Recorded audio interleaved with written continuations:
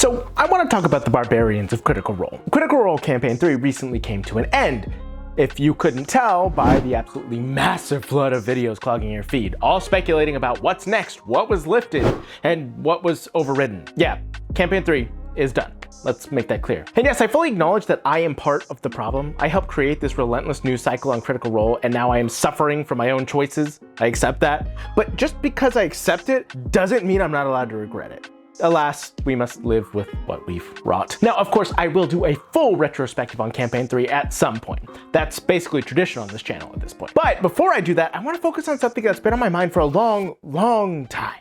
Rage, and how it manifests through the Barbarians of Critical Role. Across all 3 main campaigns, each one has had a barbarian front and center. It's one of the few classes that's consistently been given a major spotlight in all of their campaigns. But more than that, the way Critical Role portrays rage through these characters is fascinating. Each of these barbarians, Grog Strongjaw, Yasha Nordun, and Ashton Greymore, brings something unique to the table. They all embody anger, loss, hurt, and healing in very different ways. So today, rather than a campaign retrospective, we're gonna do a retrospective of Rage itself. And to be extra pompous about this, I even reached out to Critical Role to get the thoughts of the players themselves on it.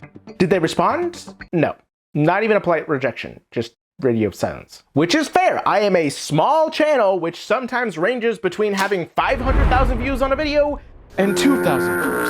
I get that it's kind of, well, I'm inconsistent as hell, and so I don't blame them for not responding, but, you know, even like a little polite, hey, no, would have been nice. I guess that might be asking for too much. I just want you guys to love me. Is that too much to ask? Just to be loved? That is a lot. You're asking a lot. You're getting parasocial there, Jay. I'm glad that my wife is not in the room for this recording, because this would be awkward. Anyways, I want to talk about barbarians. So let's talk about barbarians. I don't really know what's been going on, but this amazing movie has been playing, and it's about time you all got here. Vox Machina, fuck shit off! And I would like to rage! We will be starting, first of all, with Grog Strongjaw, the volatile rage. Wow, that's a lot of words. Too bad I'm not reading them. Grog is, without a doubt, classic, straightforward, and, you know, your typical archetypal barbarian. And I really don't blame them for doing that. I don't blame any of the initial Campaign 1 characters for being general archetypes of their classes. Let's be fair, Campaign 1 came out before D&D really got to the huge cultural icon that it is today, and a lot of them just made their characters based off of the most basic archetypes for role-playing because, I mean, it made sense. They were just doing a home game, having fun, doing their own things, and this was before we all got into the concept that there was a typical archetypal character for each class. So yes, I don't blame any of the Campaign 1 characters for being a little bit samey, and I do think that Grog is just what you expect when you see a barbarian. Big, strong, mighty, not that smart, but good of heart. Oh, I hit the microphone when I said that. Oh, that's gonna sound terrible. But good of heart is the point that I'm trying to make. He was a character who, well, yes, somewhat basic, was only initially lacking his complexity. As time went on, his character became something much more interesting and fascinating, but in order to understand who he would eventually become and the story it would tell about the concept of anger, we must first go back to how he started, his backstory. See, Grog was part of a roaming tribe of Goliath warriors. If you have ale, then you have a friend in Grog Strongjaw, a Goliath of towering height and size. This barbarian has an appetite for the 2 great loves in his life: combat, women, and ale. Wait. In his early years, armed with his 2-handed great axe, Grog often enjoyed proving his might amongst the ranks of his family's wandering herd. But after coming upon an unsuspecting elderly gnome in the woods, he objected to the killing of such an innocent life. A creature of impulse, Grog felt only pity for this terrified little thing. His disobedience cost him dearly.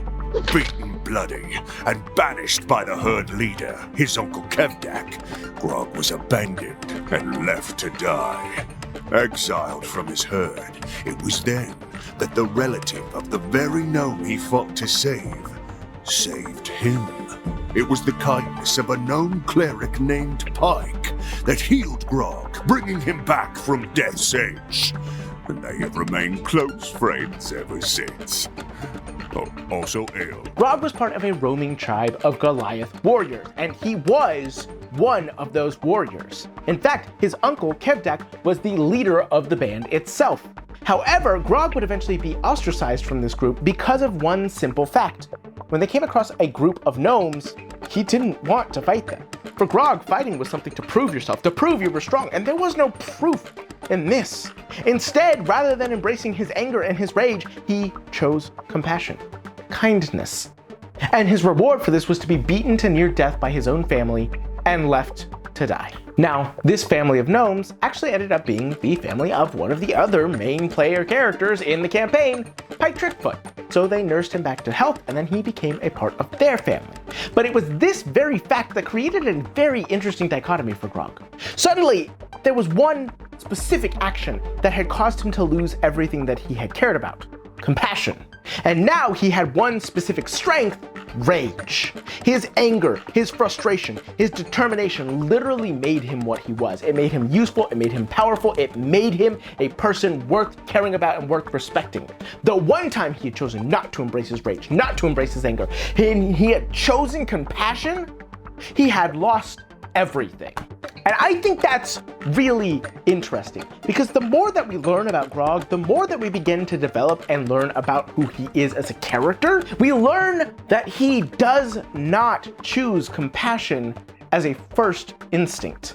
Because the one time that he did, he lost his family. At least that's how I interpret it. I don't know Travis's intentions, and maybe a lot of this is just something that can be seen in hindsight. But hindsight is a powerful thing, and what you learn from stories is very powerful, regardless of what the initial intention may have been. In order to understand a story, you must first understand the author's point of view, then you must understand the world that it was written in when the author wrote it, and then you must understand your own point of view. And what is taken from a story is then found in the middle of those three things, in the middle of the triangle. So in this case, the author is Travis, and the world that it was created in is the time this campaign came out, and then there's my perspective. And this is the perspective that I found on Grog that finds, honestly, the most fascination from me personally. If you have gotten something else from Grog's story, that is totally valid. Just as valid as my own interpretation. But for my own interpretation, Grog chose compassion, was harmed because of it, and therefore chooses rage. And this would come to a head and be brought to the forefront when he met another individual of which he greatly admired: Earthbreaker Gloom.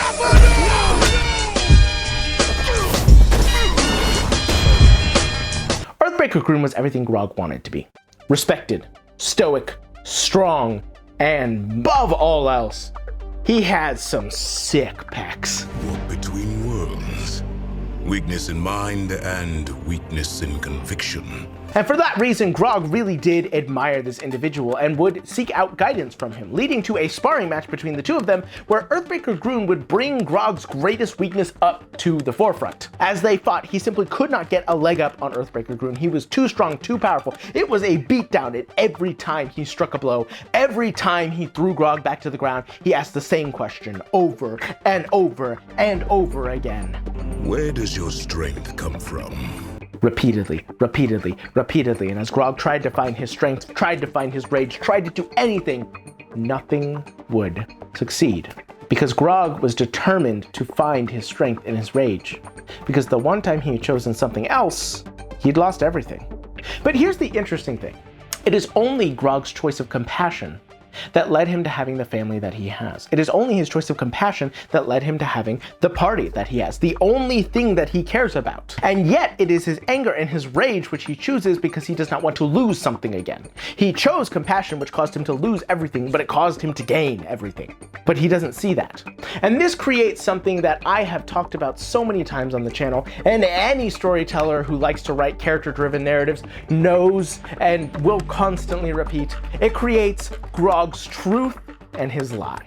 Grog's truth is that his compassion gained him what he loves in the world. It gained him everything. It gained him his family. But the lie is that compassion is what loses him everything, and therefore he must rely on his strength so he doesn't lose anything again. And it takes Grog learning this over the course of the campaign until eventually fighting Earthbreaker Groon and coming to the realization and stating with pride and clarity and defiance, "I find my strength in my friends." Where does your strength come from?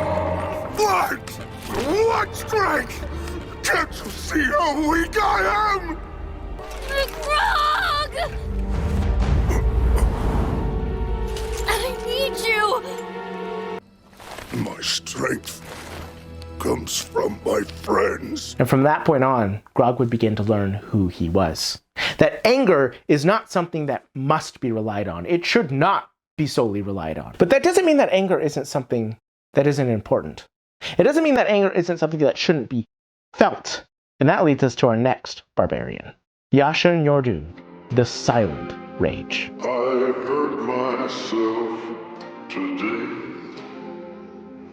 The sleep I still feel. Yasha Nyordu, a stark contrast to Grog, has a quiet rage.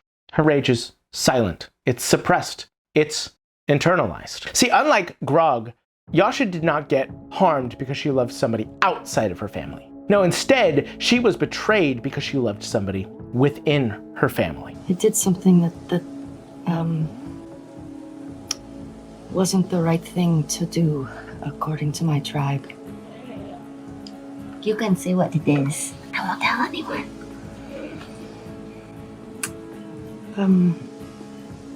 In my tribe, we have a matriarch of the tribe, the champion, and her name is the Sky Spear. Wow, that's a cool name. And when you become a part of the tribe, you take a blood oath and you get a name. And I was given the name Orphan Maker. And when you become a part of the tribe, as time goes on, you are given a mate.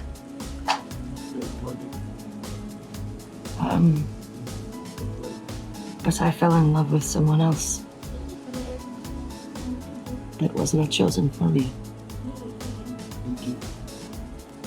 And we got married privately. You got married, Yasha? I did. But they found out, and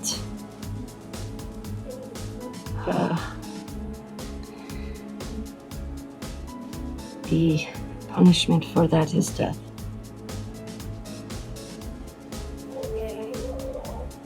And they killed her, and I ran away. I am a coward, I guess. Yasha, you're not a coward. Oh, You're one of the bravest people I've ever met. I don't know if my heart could ever be healed, but I'm okay with that. I feel like if it were put back together, then that means Suala would be gone. I know one day I want to go back there, and I don't know where she was buried, but I have so many flowers to bring to her. But much the same as Grog, she was betrayed by her family and lost what was most important to her. In her case, a lover. Somebody who she loved, who she shouldn't have, at least not according to her family. And she would lose that individual and then would just become somebody who was hurt, broken, and quiet. While Grog's rage was boisterous and loud, it was out there, it was in your face. Yasha's was so quiet, and yet it could be heard just as loud, all the same. Now, I truly do believe that TTRPGs are one of the most unique storytelling devices there ever was. While books allow you to imagine things as your brain sees them, while movies allow you to see things in a visual format and hear the orchestra, while musicals allow you to experience storytelling through music and song and prose, TTRPGs do something that none of these other storytelling devices do.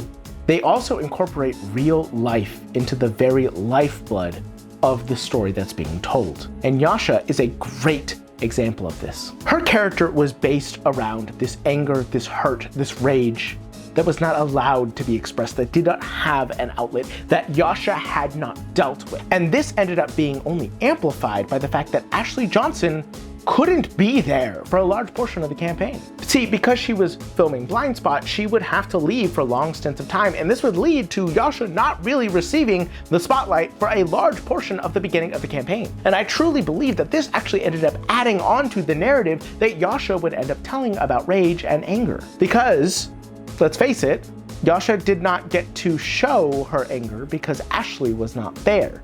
And this led to this internalization of her rage being very, very believable. And so it added to the story that would eventually be told about her. Did we miss Ashley being in the campaign? Yes, of course we did. Don't get me wrong. I wish she had been there. I think Ashley is one of the greatest role players at the table, and she is one of the ones who is the most willing to push that big red button to make something interesting happen. But she wasn't there. She wasn't able to do that. And therefore, her internalized anger felt so real. It happened again.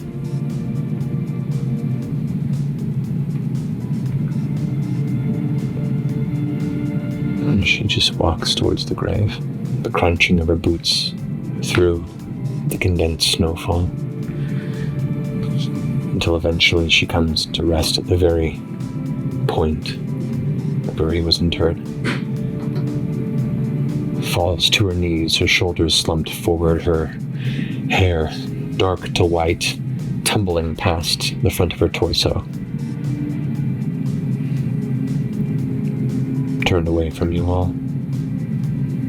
Just quiet. Both of you feel her shoulders quaking. You can't tell if it's tears, anger, whatever it is, it's emotion. And you hear a growl.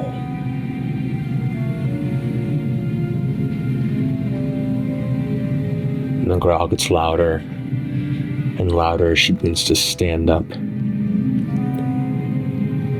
And all of you hear this echoing scream from the depths of Yasha's soul, this mournful, baleful cry of anger and anguish just shatter the still cold air of this midday sky. The blackened skeletal wings of her fallen ASMR form force both of your hands to recoil as she looks up to the sky. In the distance, you see 2 or 3 flashes of blue lightning from a coalescing storm far to the east.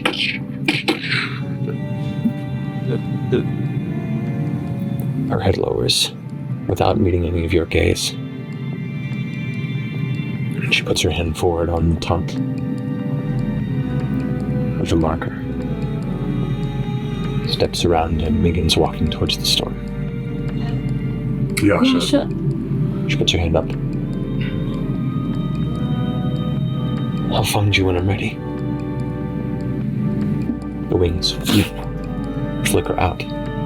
And this would lead to several different instances until eventually it would show itself. Because see, internalized anger, unlike irrational anger or outbursts of anger like Grog had, internalized anger is deep and it grows inward. Like bristles growing within you, grows down your throat. It begins to fester inside of you. It begins to mutate.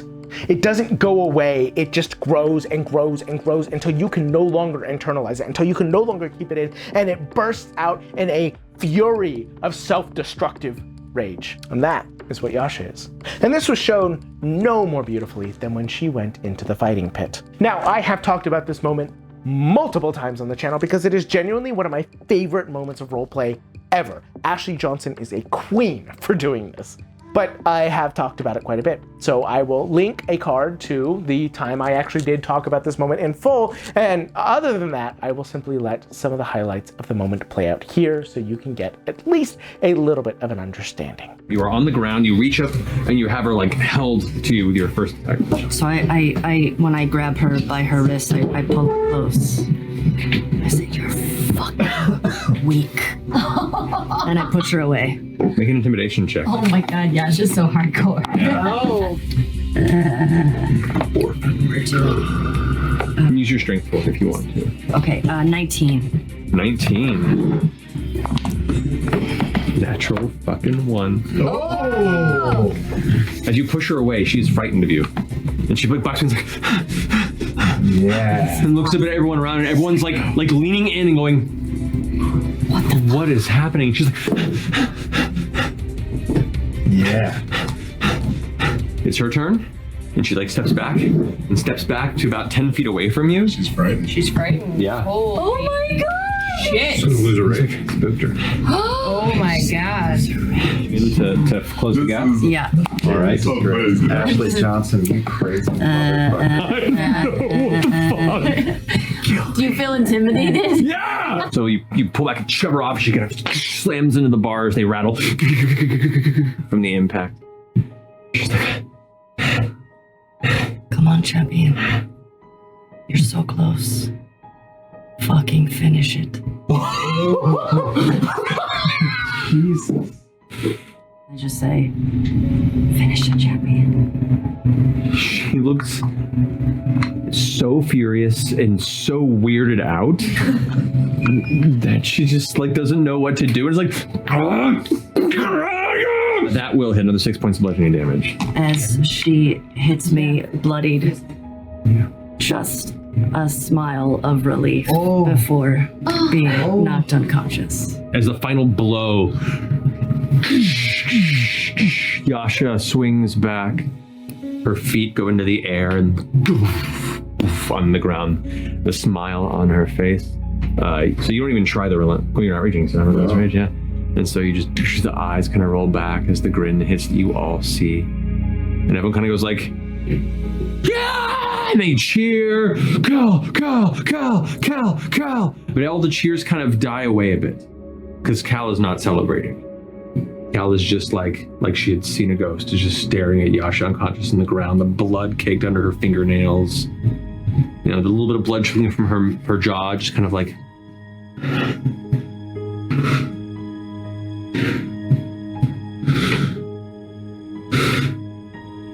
and just leaves the entire arena, storms through the gates, up the stairs, and out of the venue. I ruin people. She's gonna give up fighting. Wow. So, with that being said, and that moment happening, we get to see what happens when you don't let rage go. You don't let it explode. You don't allow yourself to feel it. Yasha did not believe she had a right to feel this rage because of how many people she had hurt, because of what she had lost, because of the guilt that she felt. While Grog felt rage and let it go out in outbursts because he believed it was the only thing that he could rely on, Yasha did not allow herself to feel her anger because she felt she did not have the right to do so. And in such a way, it became something toxic. And it's so interesting when you internalize anger like that, when you don't allow yourself to feel it, it only becomes more and more harmful. Those bristles only grow in your throat more and more. They grow into your chest. They constrict your lungs. They cannot be removed. And they will only be removed when it is finally time, when you can no longer breathe, when you are so desperate that you just have to tear them out. You either do so over a long period of time with others to help you, or you let it out all at once and you become permanently scarred forever. Anger must be felt. It does not go away. It does not leave you. It either hurts you or it helps you. Because what we need to understand about anger is it is not a negative emotion. There is actually much positivity to come from anger, but you must understand why that is and then know what to do with it. Which leads us to the third barbarian we talk about today. Ashton Greymore, the justified rage.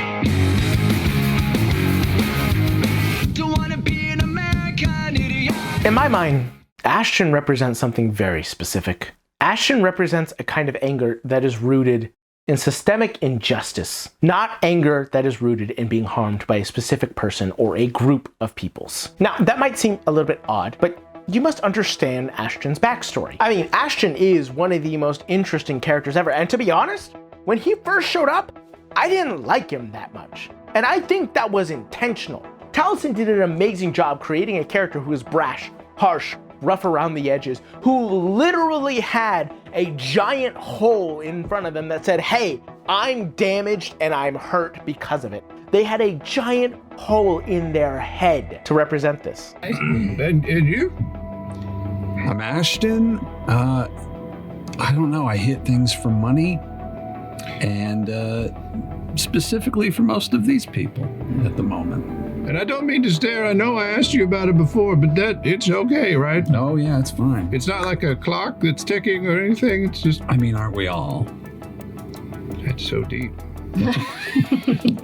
Some more than others. And I think that's really cool. They weren't meant to be liked, and yet eventually they grew on me as I understood them, as I learned more about them. And let's be clear, that's pretty true in life in general. You ever meet somebody that you don't like, you're justified in doing so. However, generally, I have found 9 out of 10 times, once you get to understand that person, once you get to understand what they've been through, suddenly they don't seem so dislikable anymore.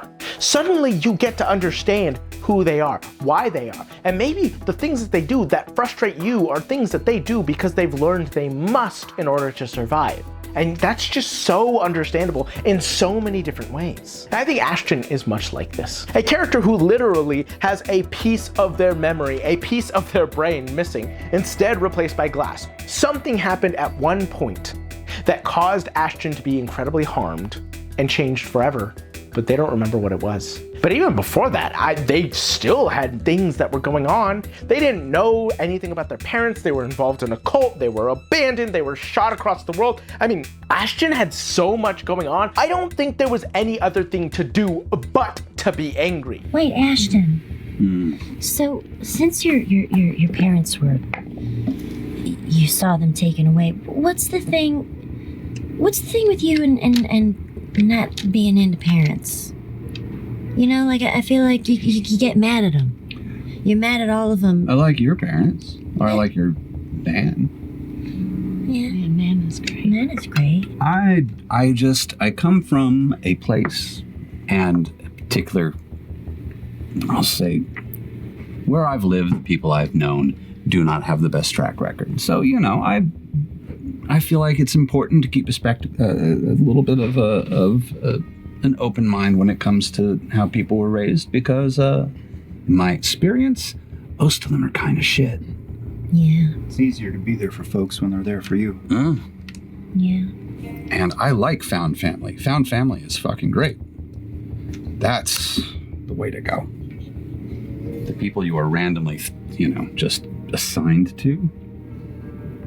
Even the, people who ran the house that I was fucking raised in weren't that bad. I mean, they were exhausted, which is fair, but that's my could have been worse. And you know what? I know some people like that in real life. People who have been through so much, people who have fought through so much, people who have experienced the world on their shoulders, and when they get angry at a certain point, you just have to go, yeah, I would be too. I'd be really angry by that, because that's the natural reaction to everything you've been through, my mans.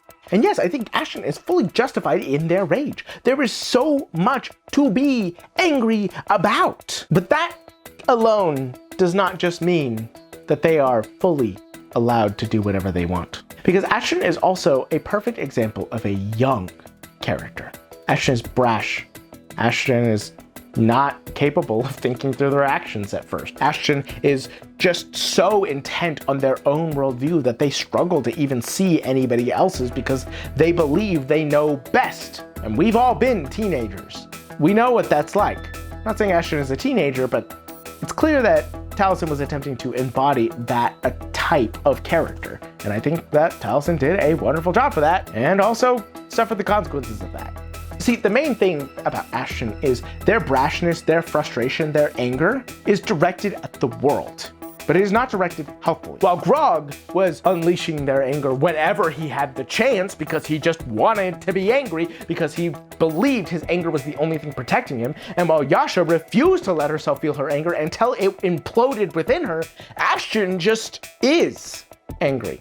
Angry at the world, angry at everything around them, angry in general, just full of spite and cynicism and rage, and it's not directed. And just because they're feeling it doesn't mean that it's healthy. It doesn't mean they're going to make good choices, which leads us to one of the most controversial moments of Campaign 3, the absorbing of the fire shard. 1 week. It took 1 week. It's all it took. Just 1 fucking week.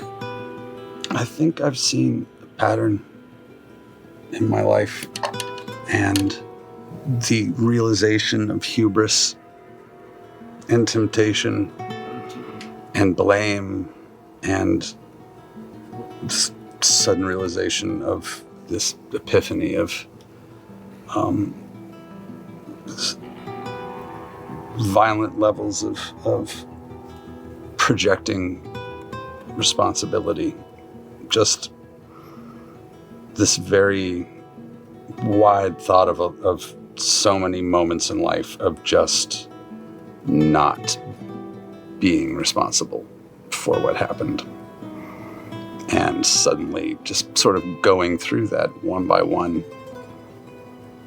of just, it took 1 week of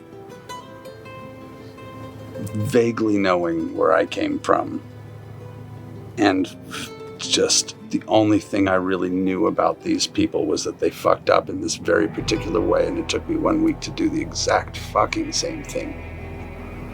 Because so desperate to have it, and so desperate to have something that I lost so that I could be mad at someone for taking it. See, over the course of the campaign, they had found these shards of titans. Titans which were the gods before gods. They were the embodiments of the elements of the world itself. And they had found two. A titan of the earth had created a shard, and titan of fire had created a shard. And over the course of the campaign, Matt had made it very clear these two shards could not be held within a single individual. They were just too powerful. And while Ashton did absorb the earth shard, the fire shard was clearly meant to go for Fern. It was clearly meant to be absorbed by Fern. Fern was the representation of fire within their party. She was a wildfire druid. It made perfect sense. But two things led to something else happening. One, Ashley Johnson, like I said, an amazing role player, was afraid, or at least she was playing Fern as if she was afraid. Afraid to have that shard, afraid to have that responsibility, afraid of how much fire could be let loose, of how much it couldn't be controlled. And Taliesin and Ashton wanted that shard so bad because they believed that they had been wronged. Ashton believed that they had been wronged, and this shard was going to give them power, power beyond anything else, power to finally do something about it, power to finally make the people who were so selfish in the world to pay for things. And that's understandable. But let me take a step back. I mentioned earlier that I had a certain interpretation of a story. The same will be the case here.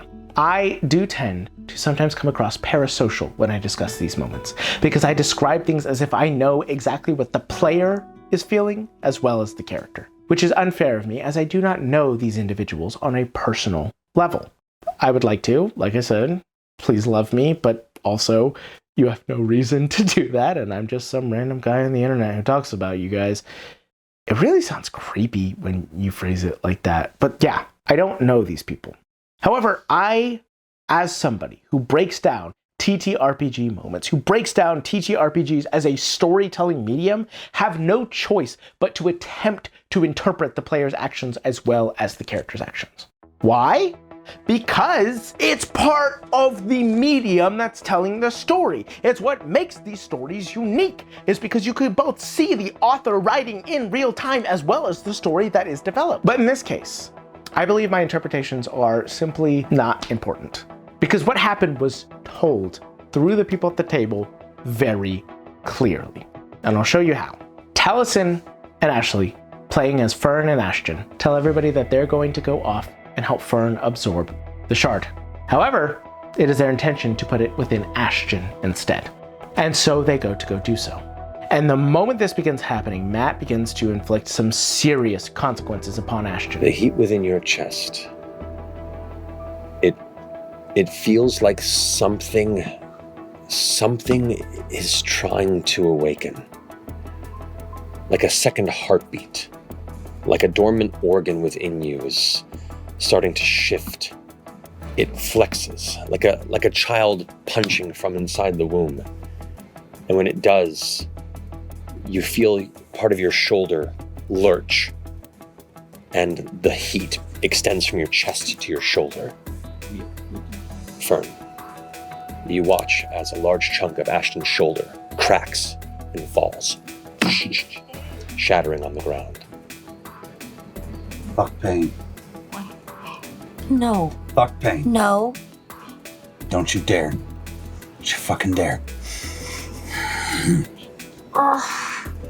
The heat spreads, and there's an odd moment where through his grin, you see a part of his ear.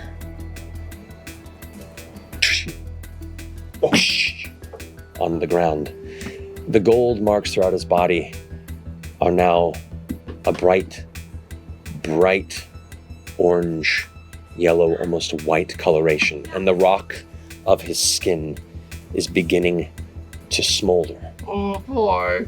Ashton, you feel like something within you is pushing, and it hurts, and you take... Raging isn't gonna help, is it? No. 15 points of fire damage. Okay.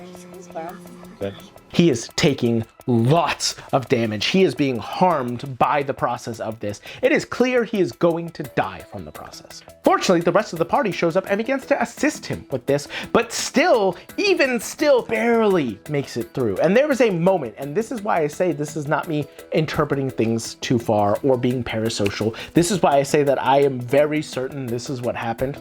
Taliesin truly believed that he was supposed to absorb the shard. And Matt truly believed that he had communicated that was absolutely not the case. And that is because there's a moment where Taliesin says, I love that you know that I was gonna do this. I didn't. Really? God, you just put a big red button in front of me. Yeah, and a lot of warnings. Yeah, and so many warnings. A whole bunch of warnings. Hey man, hey, if you pull this off, fucking power to you. Real clear. We were. I was real clear, y'all. It's all good. Okay. It was a miscommunication between two people. It doesn't matter how good of a communicator you are. Eventually, 1 out of every 99 times, a miscommunication will happen. It's just how it goes. You can never communicate 100% effectively. And in this case, it was a large miscommunication. But I think it did a wonderful job of explaining and showing Ashton as a brash individual who did not think through the consequences of their action. They believed they were justified in their anger, and I believe they were justified in their anger. But just because you're justified in your anger does not mean you are allowed to unleash it on others. It does not mean you are allowed to not consider the consequences of your actions. It does not mean you are allowed to hurt others because you are brash. Your anger may be justified, but your actions are not. And that, I believe, is the lesson that Ashton learned in this moment. Even after absorbing the shard, it was not something he was capable of holding within himself, and he ended up barfing it back up. And eventually it would go to Fern, as it always should have. But it was an important learning moment for Ashton, which would then lead to Ashton suddenly changing course. After this point, Ashton would be focused on one thing: directing his rage and anger at powerful people who refuse to make decisions for the greater good of others. At this point, Ashton understood that the anger might be justified, but it is not going to go away, and it is not going to do anything if it is not directed in a healthy and constructive manner, if it is not used to motivate towards something that is worth motivating. Ashton understood that anger is not worth anything if it is not used. And that's a fantastic lesson. From this point on through the rest of the campaign, Ashton directs that anger towards those in power who do not help others, for those in power who are selfish, who believe themselves to be the only ones who are right. And I really feel like that's a justified anger. To look at people in power, look at people who can actually do something for others, who can actually make a better change in the world, and refuse to do so because they are so selfish, so pathetic that they refuse to do it. And I don't believe that I need to explain the subtext of what I'm saying right now. I think it's very clear what I am communicating. That anger is justified, but that anger within you is not helpful if you do not direct it towards a helpful source, if you are not constructive with it. But even more importantly, Ashton would have been consumed and destroyed by his own anger if he had just let himself continue to feel it. If nobody else had been there, that fire shard would have burned him up from the inside and destroyed him. But it didn't. And you want to know why that is? Because he had others around him, others who understood, others who were there to support him, others who were there to help him, others who were there for him. Because the anger of one individual does nothing, and it only destroys you from the inside. But the anger and support of many is what is necessary to make change. One person cannot change anything with their anger. One person cannot lash out against the world and expect to make a difference. But when one person uses their anger to support another person, to support another person, to support another person, when a bunch of people together create a difference, that makes anger worth it. That makes anger justified.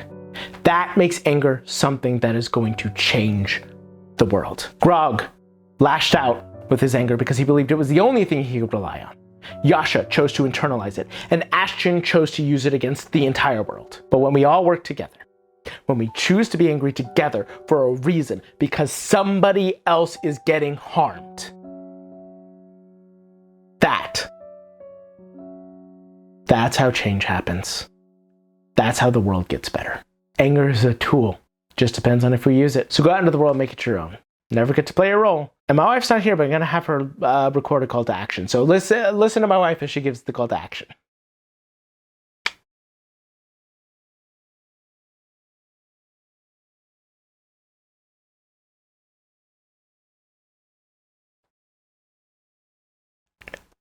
I don't know what I'm going to do with this freeze frame gag. I don't know what my plan was with that one.